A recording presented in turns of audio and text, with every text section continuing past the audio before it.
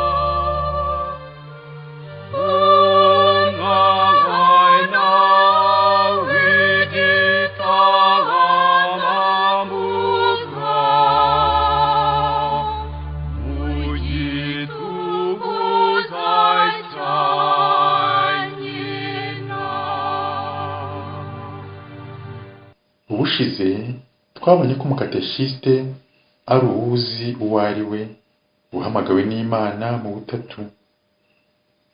Ikiranga umuhamagaro we nuko ahamagarwa n'Imana Data, agira uruhare ku butumwa bwa Yezu Kristo umwigisha, akanakoreshwa na Roho Mutagatifu. None se nyuma y'ibyo we ubwe arangwa n'iki? Ameze ate? Abarizwa he? Reka tuganire. Iyo umuntu aguhamagaye, ushimishwa nuko nawe uvuye mu bandi ukajya ahagaragara. Haba hasigaye kumenya icyo aguhamagariye nuko uza kubyifatamo. Ikiza kukuranga ukuza kuba umeze naho uza kubarizwa. Hari igihe usanga bigusaba kugaruka ugasezera usize, ntiwongere kubaho nk'abo mwari kumwe. Bikagusaba kumvira no guhitamo, bikajyana no kugira ibyo uzinukwa. Kubera ko iby'Imana bibamo amayobera. Iyo uvuze ngo umukateshiste yahamagawe n'Imana, hari uwakubwira ngo Imana utabona yaguhamagara gute? Wabibwirwa se n'iki? Pawulo Mutagatifu rero dore uko avuga ibimwerekeyeho. Tubyerekane. Isomo ryo mu ibaruwa ya mbere Pawulo Mutagatifu yandikiye Abanyakorinti. Koko rero icya mbere cyo nabagejejeho nicyo nanjye nashyikirijwe, ko Kristo yapfuye azize ibyaha byacu nk'uko byari byaranditswe, ko yahambwe, ko yazutse ku munsi wa gatatu nk'uko byari byaranditswe, ko yabonekeye Kefasi, hanyuma akabonwa na ba 12, hanyuma yongera kubonwa n'abavandimwe 500 icyarimwe. Abenshi muri bo baracyariho, abandi barapfuye. Hanyuma yabonekeye Yakobo, nyuma abonekera intumwa zose icyarimwe. Ubw'imperuka nanjye arambonekera, iyo umeze nk'uwavutse imburagihe. Iryo ni ijambo ry'Imana. Mucyo rero dusesengure, tunasobanura. Pawulo Mutagatifu aributsa ibyo abatowe mbere ye, ndetse bakaza kubonekerwa na Yesu wapfuye akazuka nawe ari mu batoye nyuma ndetse abonekerwa nawe. Gutorwa bibera muri kiliziya, bishingira kuri kiliziya, bibereye abantu bose. Iyo nkuru nziza y'uko Yezu yapfuye agahambwa, ku munsi wa gatatu akazuka, izahererekanywa hagati y'abakomeza gutorwa bagasabwa gukorera muri kiliziya, gukorera abantu, bikigaragaza mu buzima bwe. Ibyigishwa n'ibyo baba barashyikirijwe. Pawulo aragira ati koko rero icya mbere cyo nabagejejeho n'icyo nanjye nashyikirijwe. Mucyo ducengere isomo ryacu, isomo rikurikira iry'ubushize. Umukateshiste arangwa no gukorera muri kiliziya. Iyo ni ingingo ya 4 ikurikira ingingo y'ubushize. Umuhamagaro w'umukateshiste ugira ireme, ushingiye rero ubushingiye bugiye kuri kiliziya. Urwo ruhererekane ruzima abwirwa rwaranzwe no guhererekanya ivanjiri muri kiliziya yakwiriye isi yose. Arurimo rero. Ari kandi no muri kominote y'abakristu, afashanya nabo, n'umwe nabo, aharanira ko kiliziya igira ubuzima. Izo mpande zombi zongera kuranga uwo ari we. Abarizwa mu ruhererekane ruzima rwa kiliziya. Ni uruhererekane rugenda rukagera kuri Kristu, rukanyura ku ntumwa yitoreye. Ni ubutumwa bwa Kristu n'intumwa ze. Aba rero umuhamya n'umuvugizi w'urwo ruhererekane. Ibyo atanga n'ibyo yahawe bizagera mu bihe bya nyuma. Kateshezi ni ya yindi ya kiliziya. Akora akazi ko kwishingikirizaho no kwigisha ibyo afite yahawe. Naho ubundi byaba ari ukuvunikira ubusa. Avuga nka Kristu, yemeza ko atari ibye, kari byo wamutumye. Ibyo intumwa zakoze byabaye inkingi komite za mbere z'abakristu bishingikirijeho. Harimo kwigisha, gusangira, gusenga, kumanira umugati. Ibyo byose ni ikimenyetso cy'urukundo, bikaba byaranze abakristu ba mbere. Kuva kera na kare, abigishwa basangiye n'intumwa ubwo butumwa kugeza ku bakristu baciriritse, ndetse bajujubijwe bakanatotezwa. Mu binyejana bya 3 n'icya 4 ibyo byarakomeje. Abepiskopi n'abafashaga kwigisha no kwandika bumvaga ko biri muri urwo rwego. Ni icyo gihe cy'ubwigishwa tureberaho kugeza n'ubu. Kateshezi yagiye ivoma cyane kandi muri za konsili zabayeho. Konsili ya Trenti yagaragaje ko kateshezi iri mu nshingano z'umwepiskopi n'abapadiri. Si abapadiri bakuru gusa, n'abandi barigisha n'abihaye Imana barabafasha. Bose barafashanya. Ibyo konsili ya Vatikani ya 2 yanditse, ibyahishuwe by'Imana de verbum, kuri kiliziya Lumen Gentium, kuri liturgia Sacrosanctum Concilium, kuri iyi si ya none Gaudium et Spes, byerekana inyota y'undi mukateshiste kiliziya ishaka. Umukateshiste ari muri kominote y'abakristu. Umukateshiste ari muri kominote. Ntabwo ari umwogezabutumwa uri mu karwa ke. Ameze nk'igiti gishora imizi mu butaka. Ubwo butaka ni kominote y'abakristu. Iyo bimeze bityo, ahita yera imbuto. Ni umuvugizi wa kiliziya ufasha mu guhererekanya ukwemera igihe ahuza umuryango muto cyangwa ari wenyine, aba ari mu gikorwa cya kiliziya. Nyamara ariko mu rwego rw'inema no kwitangira ivanjiri muri kiliziya yose n'ibindi ndetse bitagaragara nabyo birimo. Umukateshisite akwiriye kugira umutima nama nyawo wo kumva abarizwa muri kiliziya, naho ubundi kateshezi ntiyagira ikigeraho atayiyumvamo. Ntibishoboka ko kateshezi igera ku bintu bishya itifitemo imyumvire ya kiliziya, cyangwa ngo iyo myumvire ya kiliziya ibeho hatari kateshezi. Iyo myumvire ibaho kubera ibyo umukateshisite akorera muri paruwasi, muri santarare, mu muryango remezo. Niho abakristu bavukira mu kwemera bakagukuza. Roho naha abyutsa ingabire n'ibikorwa bitandukanye bya kateshezi. Intego ye ni uguhindura umwigishwa umwe n'abagize kominote, banashobora ndetse no kwibazwa. Kateshezi iteza imbere ya myumvire rusange y'ukwemera, igashyiraho n'urubuga rwo kurera no kubaho mu kwemera kwa buri muntu koko. Icyo gikorwa kigerwaho umukateshisite yisanga mu bo bahuje, hagamijwe ubuzima bwa kiliziya n'ubutumwa bwayo.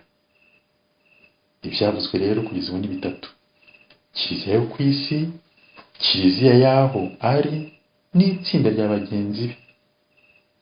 Ibyo bituma ya myumvire ihura n'ibimuranga. Ari mu butumwa bw'intumwa, ari mu ruhererekane n'ubuzima bya kiliziya. Icyo gihe rero bimeze gutyo, yanakera imbuto nyinshi.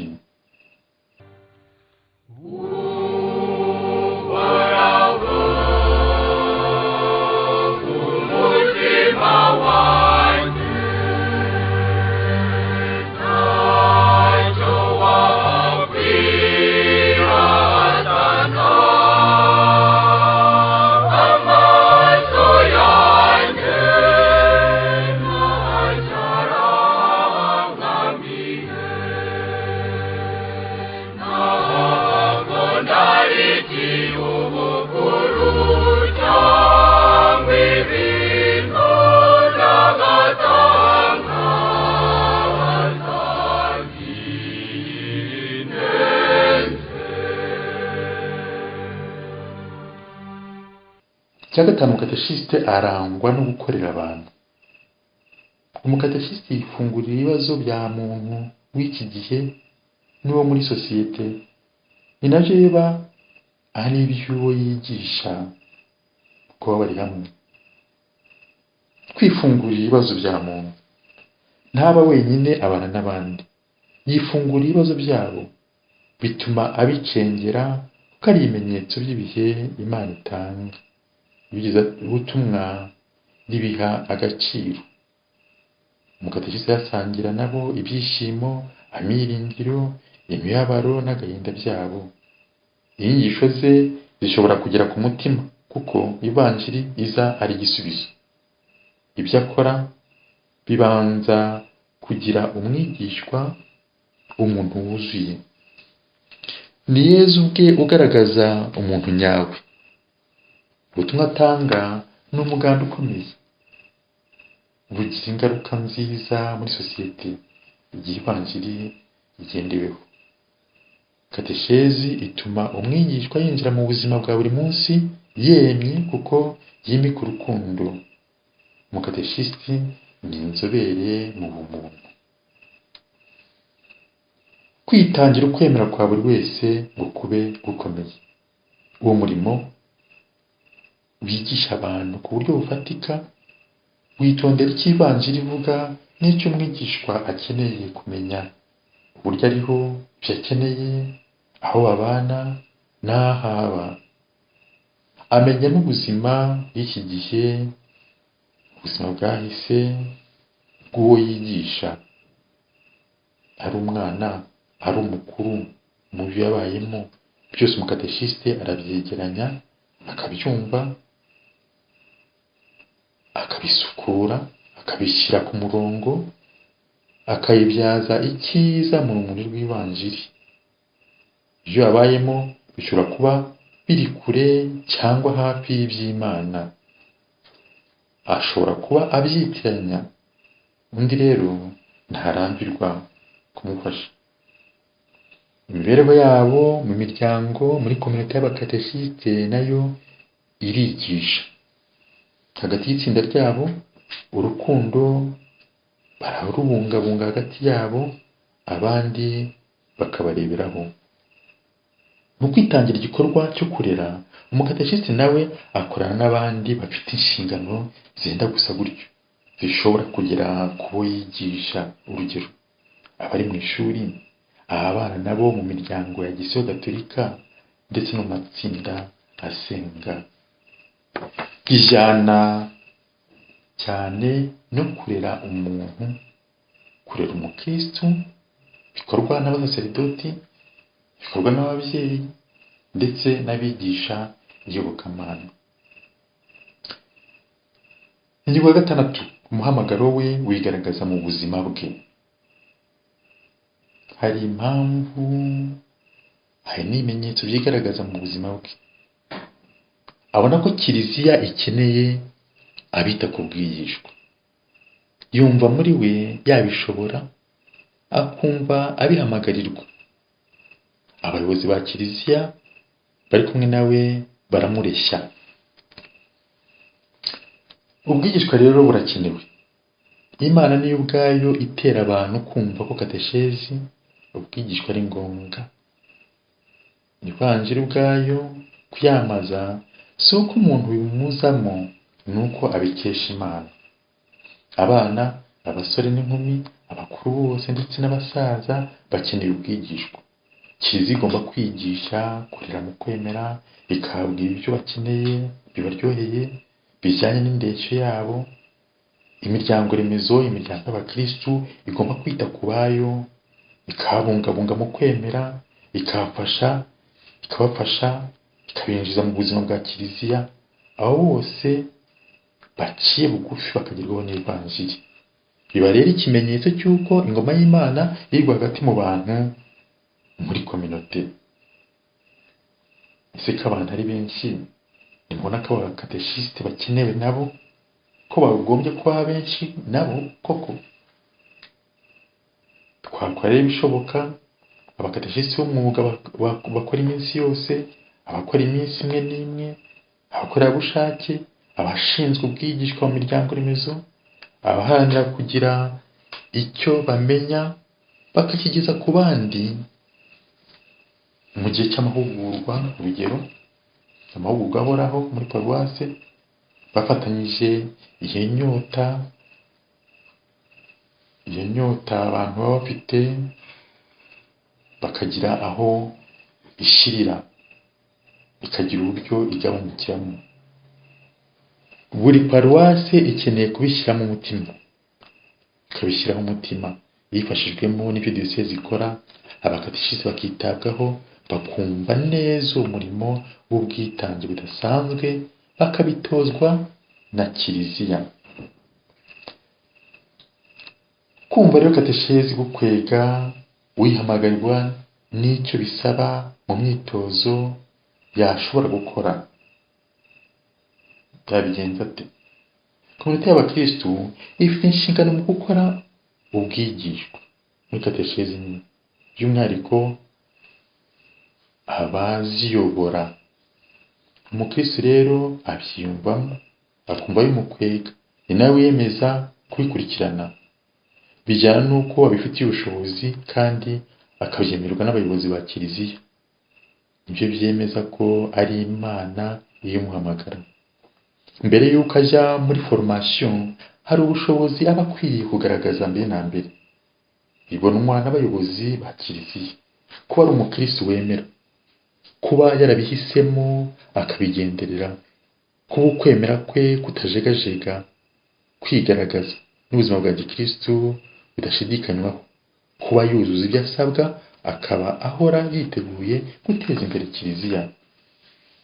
Kuba ikimutera kubishaka ari uko umukateshisite witanga, bikaba bitewe n'uko ari umukristo witangira kiliziya mu kuyubaka no mu kuyitumikira. Ushaka rero amaronko, ashaka gukora ngo abone inshuti, agire umwanya muri sosiyete, agire umurimo, ubu rero ntiyaba umukateshisite. Kuba afite ubumuntu muri we, agomba kuba yuzuye muri we, ashoboye kuvugana n'abantu neza, yifunguriye abandi n'isi atuyemo, kuba ashoboye gukorana n'abandi, kuvugana n'abandi neza, kuba akuze rwose. Ibyo rero birebwa n'abakuru, abayobozi ba kominote y'abakristu bakabisuzuma. Umuntu wakihatira kubigeraho igihe yaba atabifite, nabyo byaba ikimenyetso cy'uko afite uwo muhamagaro. Ubutumwa buhabwa umukateshisite. Umukateshisite ntiyitumiriza, ahabwa ubutumwa ku mugaragaro n'ubuyobozi bwa kiliziya. Ibyo bijyana n'ingabire yahawe n'imiteguro yagize. Ni icyemezo gifatwa binyuze mu ikipe y'abakateshisite, binabajijwe na komite y'abakristu, umuryango remezo, sikirisari cyangwa santarari. Umwepiskopi rero yohereza abasaseridoti, abihaye Imana, abarayiki gusohoza ubutumwa bw'ijambo ry'Imana muri kateshezi. Niwe ubundi uhagarariye icyo gikorwa cyo guhererekanya ivanjiri. Bivuze ko gishingiye kuri we. Kuba rero akora azi ko ari ubutumwa, umukateshisite amenya neza ko ibyo akora atari ibye cyangwa ko biba bivuye mu bitekerezo bye, ko ahubwo abikesha ubumwe afitanye na kiliziya, akabikora mu izina ryayo. Birakwiye ko umwepiskopi atangira ku mugaragaro ubwo butumwa bwo kwigisha kateshezi muri kiliziya, ndetse bikaba muri liturujia yihariye. Reka dushire isomo mu buzima. Mu buzima bwe hagaruka cyane ahaba, abakorera, n'icyo ashaka kubagezaho. Aba muri kiliziya imubyara, ikamurera, ikamutoza icyo azayimarira. Abagira akamaro ni abatinze kumenya Imana, kuko akorera mu gihugu, akorera mu isi. Ibyo abyiyumva mu buzima bwe bwose. Niyo mpamvu arwanira ishyaka Imana. Twiyerekezeho iri somo ryacu. Abumva iki kiganiro twese biratureba, natwe twaba kateshisite. Iyo nkuru nziza twumvise yadutashyemo, duhamagarirwa kuyicengeza mbere na mbere, kuyamamaza muri kiliziya no mu bantu bose nta kuvangura. Turangwa n'indangagaciro za gikristo, kwemera Yezu Kristo, kwitanga nkawe no kugira umuntu. Yezu yaje uke kudutoza, niwe muntu rwose wuzuye. Dukomatanye ibyo twabonye byose. Umukateshisite ukeneye muri kiliziya iki gihe ni uwuzi icyo apfana nayo mu ruhererekane ruzima rwayo, icyo apfana na Yezu Kristo, icyo apfana n'abakurambere bacu mu kwemera, bakirwa muri komite y'abakristo baturanye, icyo apfana n'abantu bose. Ni uwuzi kuvuga nka Pawulo mutagatifu ati, icya mbere cyo nabagejejeho nicyo nanjye nashyikirijwe, ko Kristo yapfuye, yahambwe, ko yazutse. Iryo shyaka ryo kogeza inkuru nziza mu bantu riramuranga, rigatuma umugambi w'Imana ugerwaho. Reka dusenge. Isengesho ryo gusabira igihugu. Mana yacu, wowe ugena byose mu bugenga butangaje, gira impuhwe wakira amasengesho tuguturiye igihugu cyacu, kugira ngo umuryango wawe ujijuke kandi ukuyoboke, maze uje mbere mu mahoro n'ubutabera, kubwa Yezu Kristo umwami wacu. Amina. Igikorwa dukunze gusorezaho, tuzafata mu mutwe indangakwemera ya Kiliziya Gatolika ariyo twita credo. Ndabashimiye ko mwateze amatwi ikiganiro cyacu, nawe utaha tuzakomeza ahangaha.